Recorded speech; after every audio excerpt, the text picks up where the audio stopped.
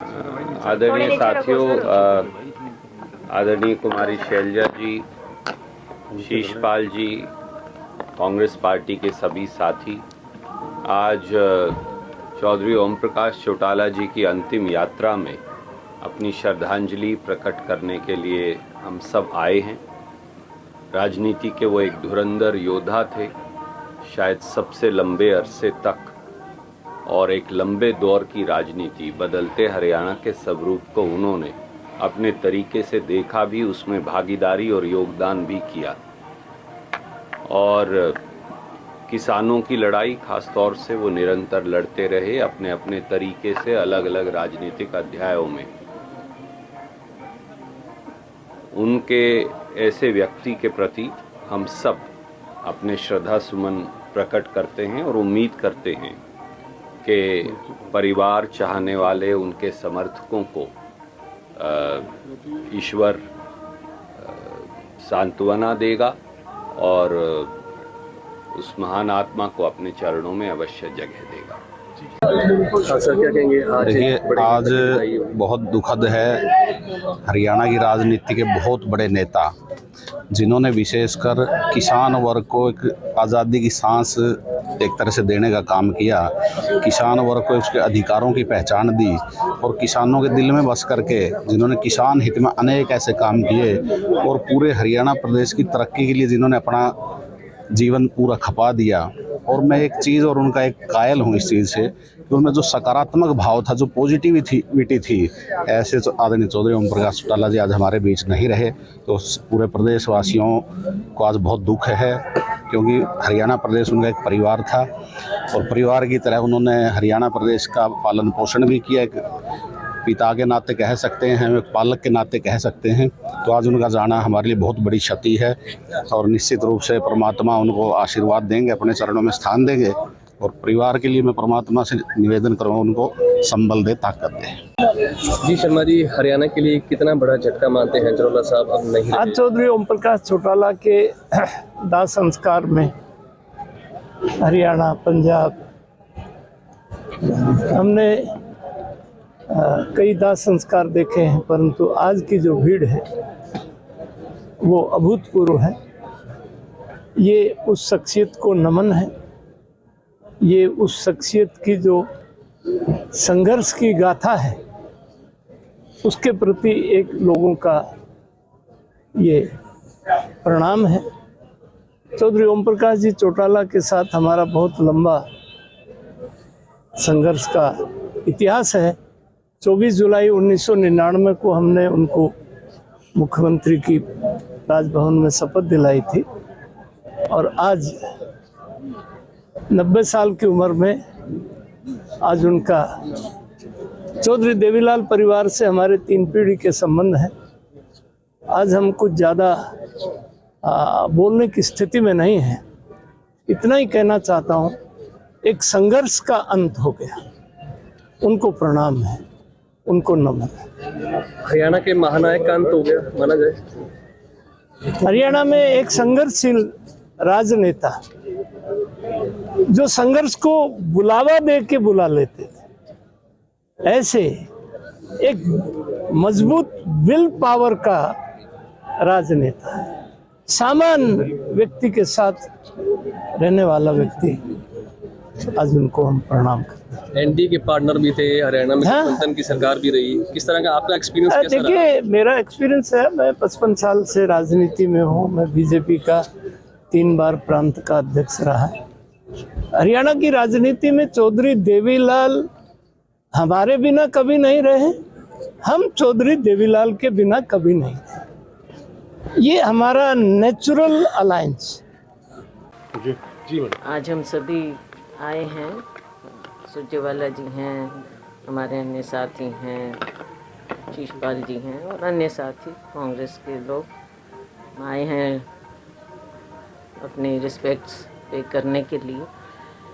हमारे यहाँ के तो थे ही, सिरसा के तो थे ही, लेकिन पूरे हरियाणा के एक बहुत वरिष्ठ नेता, उन्होंने अपनी एक अमिट छाप छोड़ी है।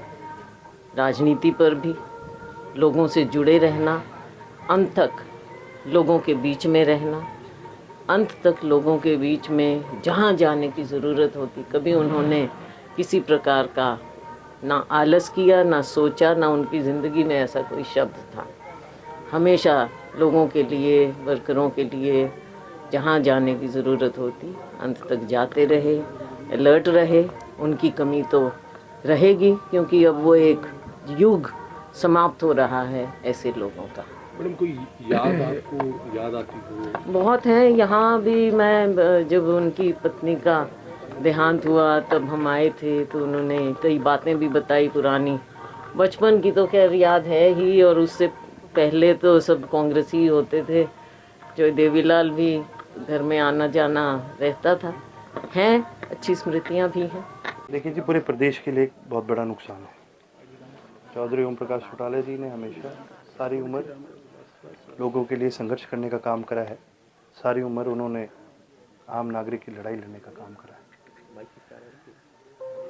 इस प्रदेश के अंदर, इस देश के अंदर उनसे मजबूत प्रशासक, उनसे बड़ा विकास पुरुष ना आया, ना कभी आ सकता है। कोई एक ऐसा मेमोरी जो आप दादाजी के साथ आपने याद हो और शेयर करना, जो आपको बहुत ज़्यादा प्रिय हो? बहुत है जी, एक नहीं है, बहुत है। अब ऐसे गिनाने पे आऊँगा तो अभी मेरे में हिम्मत नहीं है। सर, जितना प्यार देखा जा रहा है थे और आप भी उनकी ही छत्र छाया में बड़े हुए और राजनीति में आए, तो किसानों की राजनीति को लेकर उन्होंने कोई आपको संदेश दिया हो, जो आपसे कहा हो कि इस तरह से किसानों का ख्याल रखना या उनकी देखभाल करना राजनीति में? चौटाला साहब से हमें राजनीतिक सीख नहीं मिली।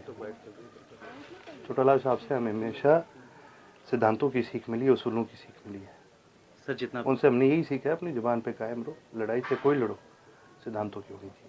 सर, जितना समर्थकों का प्यार देखा जा रहा है सर, काफ़ी ज़्यादा सर समर्थक यहाँ पे आए हैं, तो सर क्या कुछ संदेश देना चाहते हैं जितने भी समर्थक हैं? सर देखिए, सबको मैं धन्यवाद कहना चाहूँगा।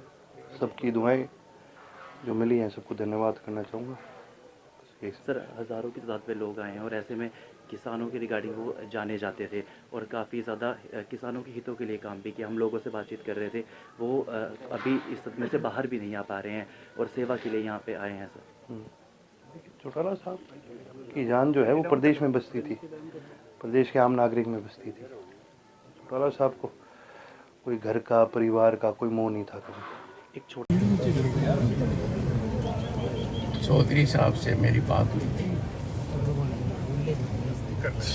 मेरे स्वास्थ्य का पूछ रहे थे, मेरी चिंता ज़्यादा कर रहे थे।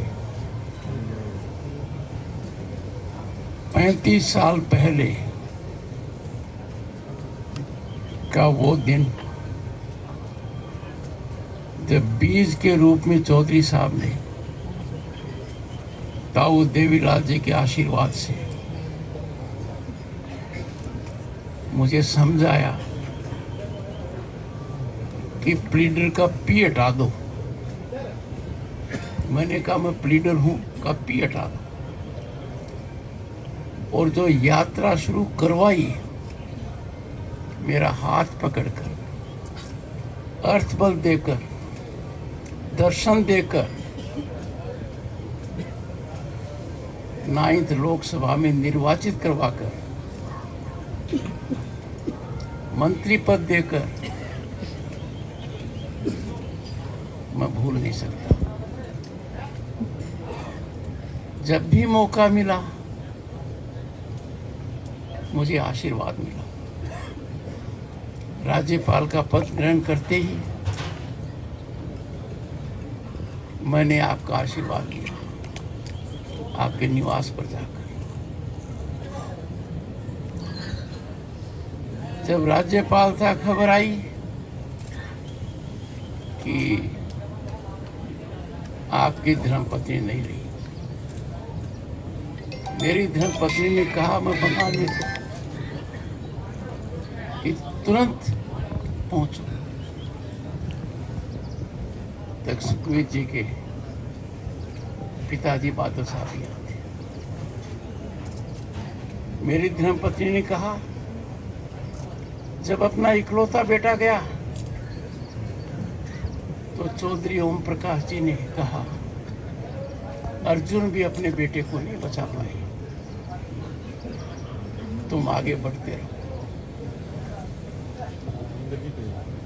पूरा परिवार जयपुर आया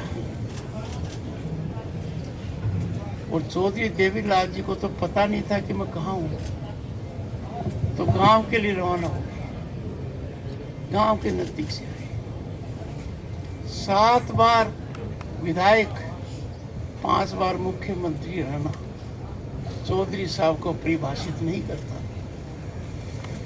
किसान और गांव के विकास